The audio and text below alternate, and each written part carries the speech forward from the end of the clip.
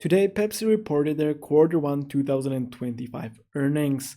Their non-GAAP EPS was a miss by 1 cent, reported at $1.48, but they did beat their revenue expectations by $190 million.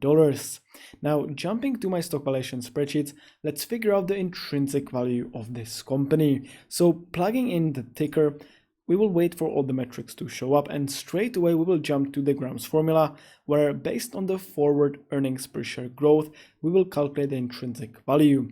Now, if we jump to pillar 4, you can see that the net income has been growing at a CAGR of 4.44% over the past 5 years. So based on this CAGR, I will predict the high earnings per share growth at 6% into the future. Medium, I will go with 5%, and low, I will go with 4%. And this will give us a 5-year earnings growth estimate of 5% year over year, which when combined with the historical 5-year earnings per share of $6.53 will give us an intrinsic value of $85.53, 36% lower than the current trading price.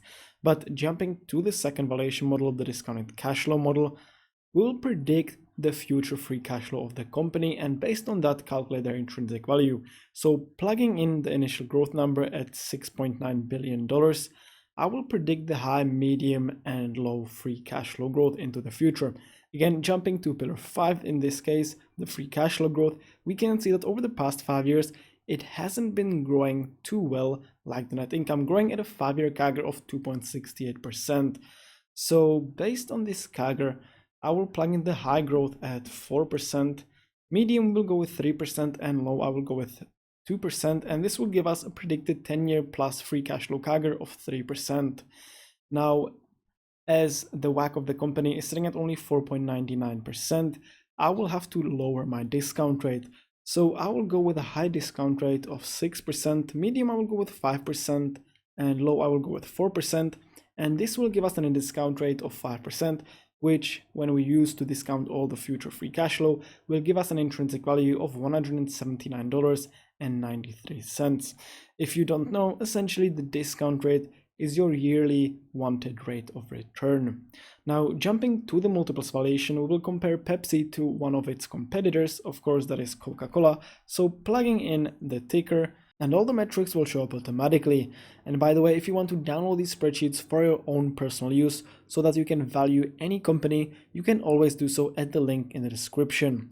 Now, as you can see, Coca-Cola's PE ratio is currently sitting at 29.52, which when we jump to pillar 1 is much higher than the current PE ratio of Pepsi, sitting at only 19.48. And therefore, when we multiply the current PE ratio of Coca-Cola with the earnings per share of Pepsi sitting at $6.95, we will get an intrinsic value of $205.14.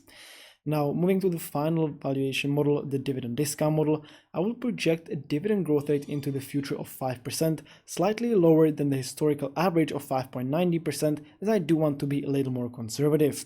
Now, as this projected growth rate is the same percentage as the discount rate, our normal dividend discount model will not work, and therefore we will use our alternative one, which will give us an intrinsic value of $179.43.